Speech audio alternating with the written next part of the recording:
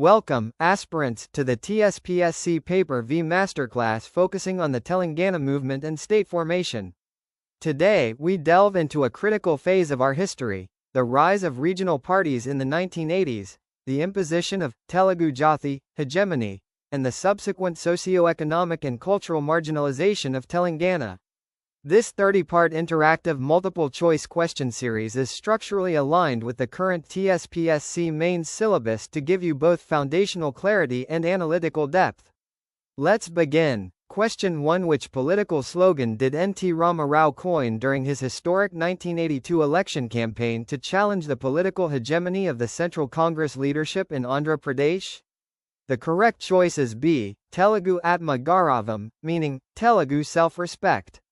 To understand the context, between 1978 and 1982, the Congress High Command in New Delhi arbitrarily changed 4 chief ministers in Andhra Pradesh, deeply wounding regional pride.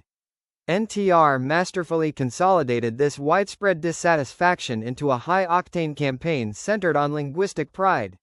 While this unified sentiment successfully overthrew Congress dominance, it structurally paved the way for Seemandhra capitalist hegemony to entrench itself over the resources of Telangana. Moving to question 2, how was the slogan, Telugu Atma Gauravam, structurally experienced in the Telangana region compared to coastal Andhra during the 1980s? The correct choice is B. In Telangana, this slogan was experienced as a cover to assert coastal Andhra's cultural and economic dominance. Under the banner of a unified linguistic identity, standard coastal traditions, dialects, and business practices became the default state norm.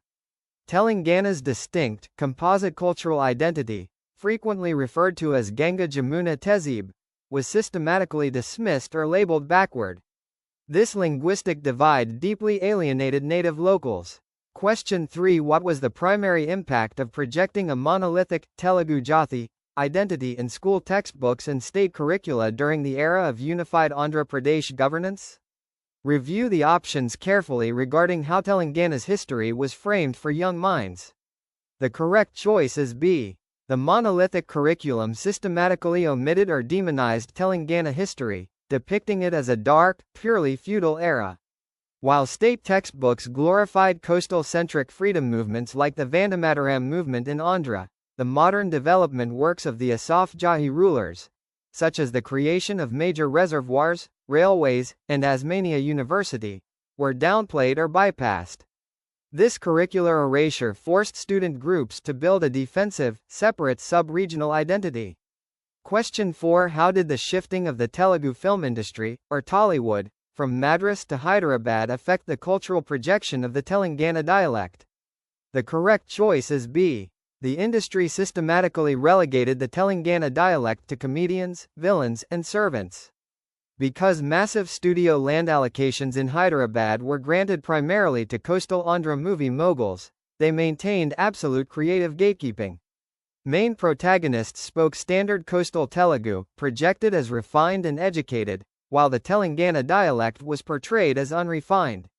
This media bias bred psychological alienation among Telangana youth entering urban job markets. Question 5: Which native Telangana festival was heavily marginalized by the State Department's funding allocations in the 1980s, but was later reclaimed as a powerful political symbol of resistance by the statehood movement? The correct choice is B. Bathakama. During the 1980s and 90s, asymmetric cultural budgets heavily subsidized coastal celebrations while neglecting native regional events like Bathakama and Banalu. Mainstream media often dismissed Bathakama as a primitive rural superstition. In response, by the late 1990s and 2000s, Telangana activists strategically transformed these floral celebrations into mass public protests of cultural defiance.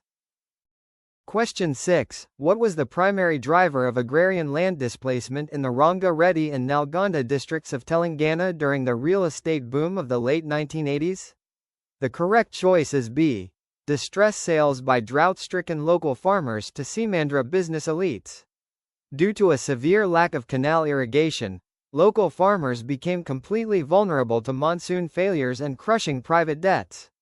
Backed by political patronage, coastal capital moved into the peripheral areas of Hyderabad, purchasing vast tracts of land at highly depressed prices.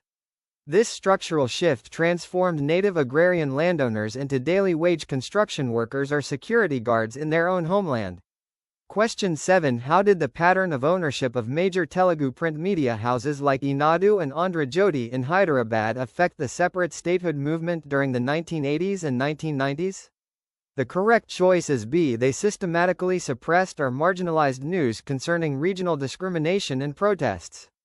Because coastal media barons controlled the printing presses and distribution networks, they maintained a unified, integrationist developmental narrative.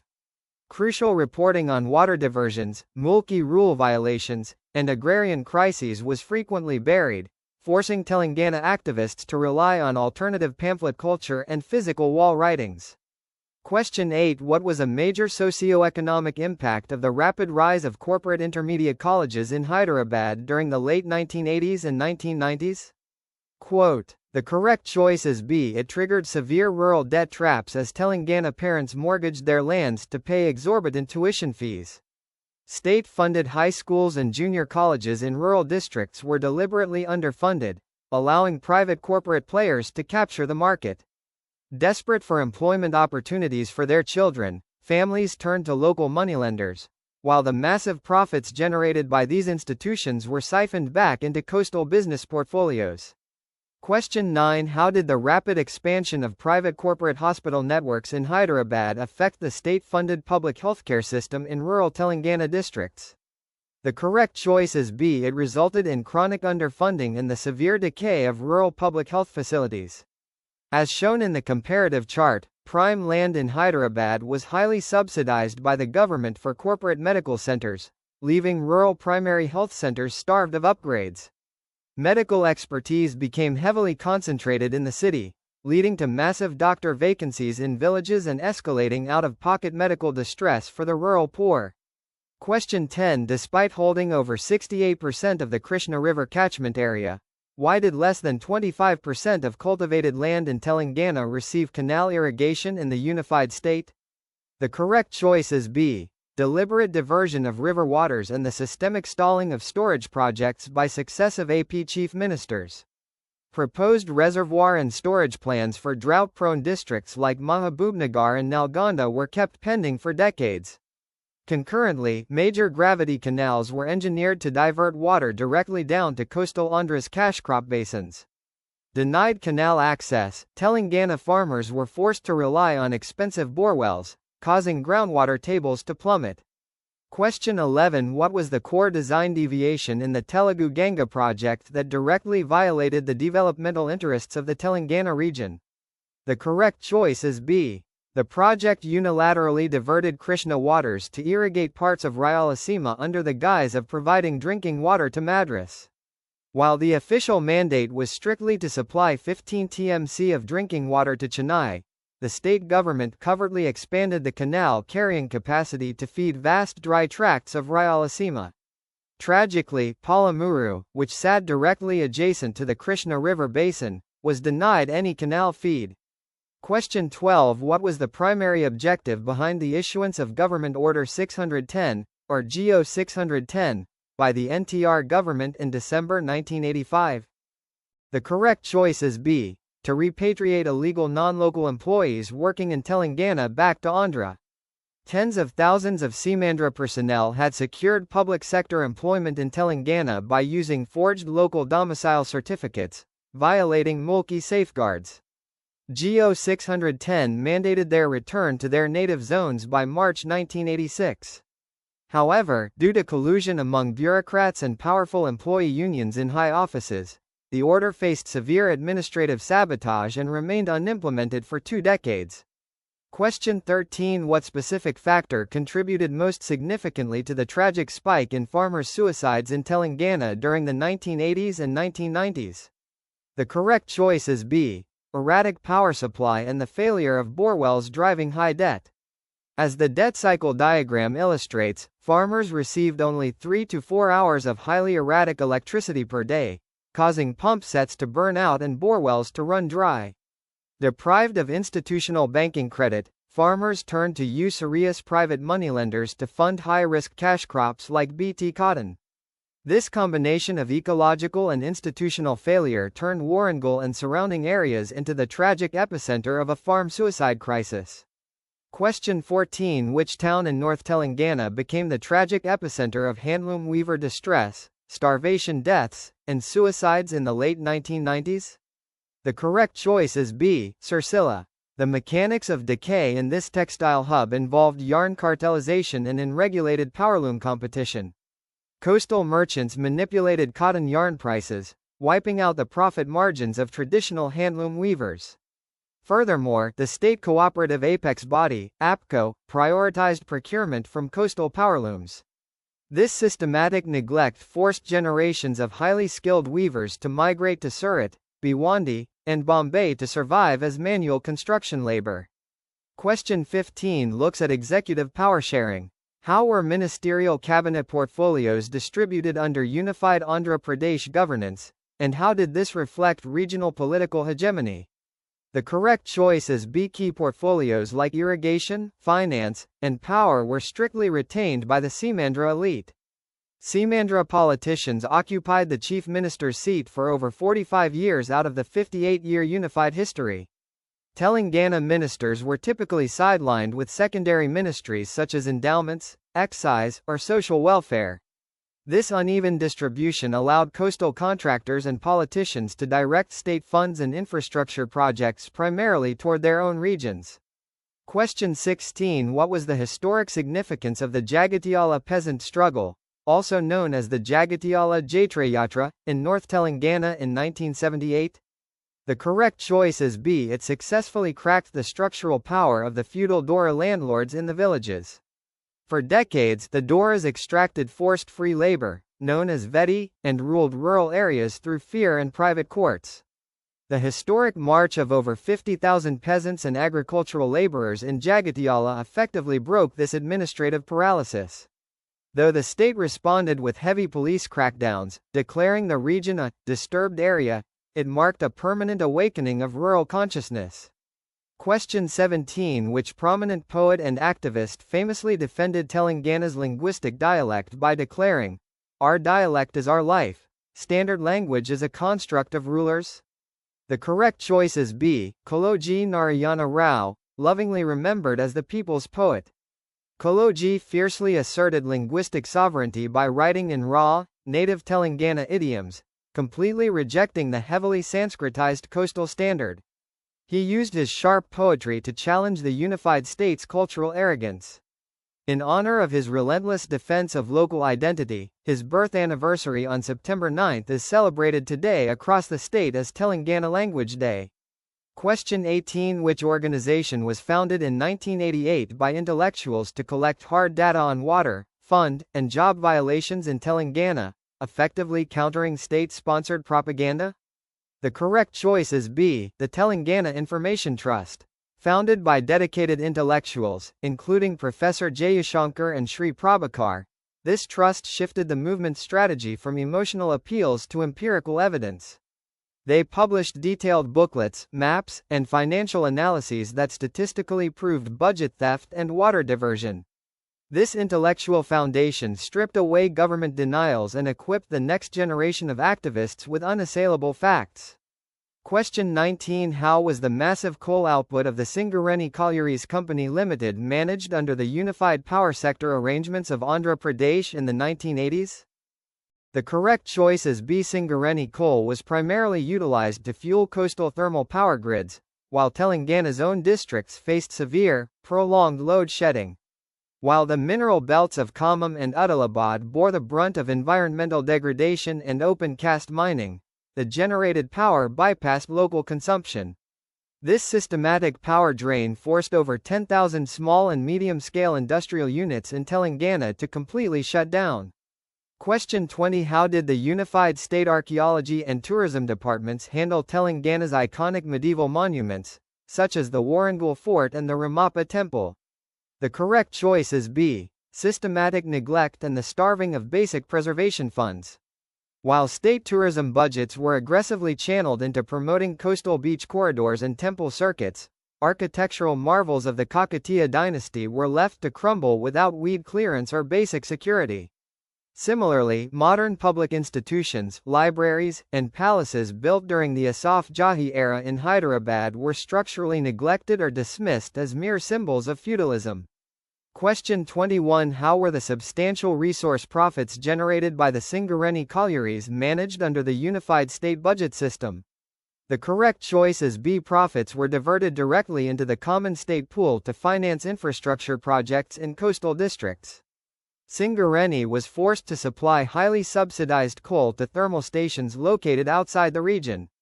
Constitutional and regional safeguards meant to ensure that a fixed percentage of mining wealth remained within Telangana for tribal and regional development were routinely bypassed, ensuring a unilateral resource drain.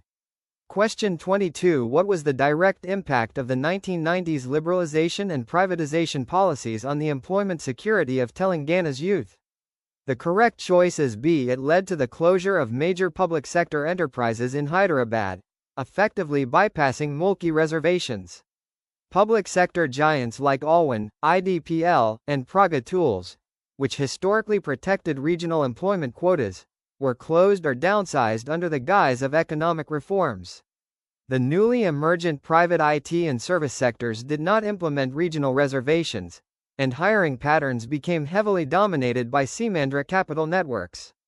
Question 23. How were the massive surplus tax revenues generated within the capital city of Hyderabad handled under the unified state budget? The correct choice is B. They were systematically diverted to fund capital works and mega projects in coastal Andhra.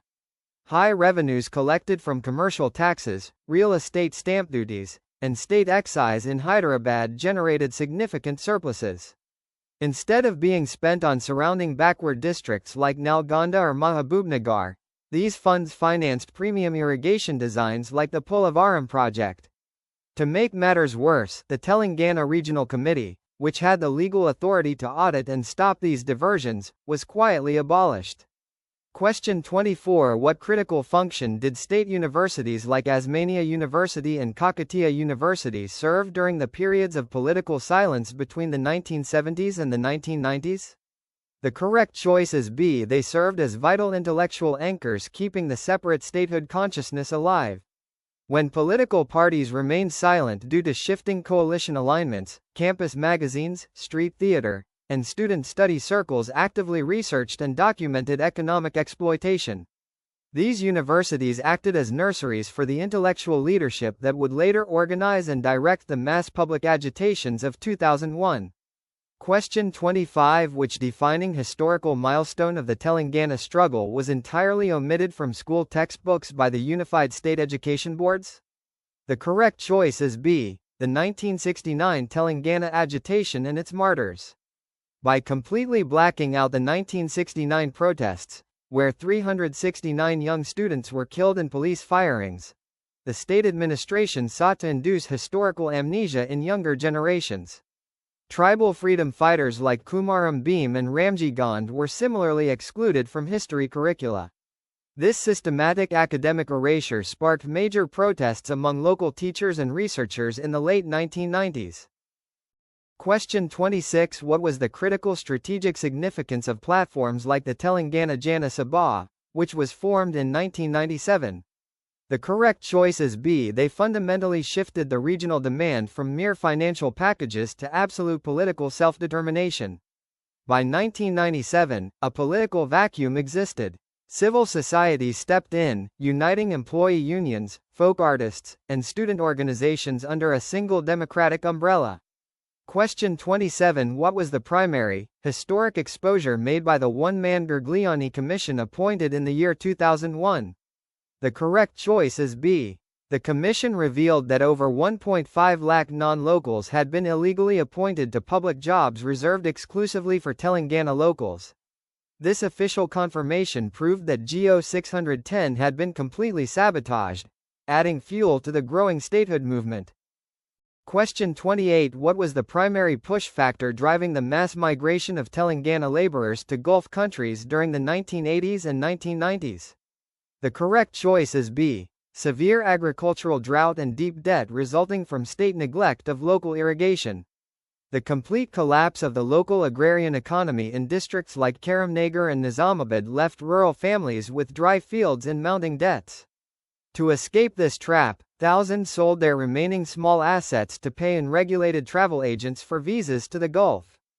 Question 29. How did the IT-led development model, popularized as Cyberabad in West Hyderabad, affect the wider rural landscape of Telangana? The correct choice is B. It created an elite urban enclave of concentrated wealth that largely bypassed rural economic distress. As the comparative table illustrates, while the high-tech enclave boasted premium flyovers, glass edifices, and global brands, rural districts suffered from failing schools and severe fluorosis. Question 30. On which date in April 2001 did K. Chandrasekhar Rao launch the Telangana Rashtra Samiti, effectively turning socio-economic grievances into a direct electoral campaign? The correct choice is B. April 27, 2001. This timeline synthesizes the culmination of the movement. By launching the TRS on this day, KCR unified both rural and urban classes under the historic banner of Nilu, Nidhulu, Niyamakalu, water, funds, and employment, setting the stage for absolute self-rule. This brings our interactive masterclass on paper V to a close. Remember, understanding the structural links between cultural hegemony, economic marginalization, and political mobilization is the key to mastering this paper. Review these historical milestones, analyze the data points, and build your answers around these core themes. Best of luck with your upcoming TGPSC Group's examination. Keep studying, and write with precision.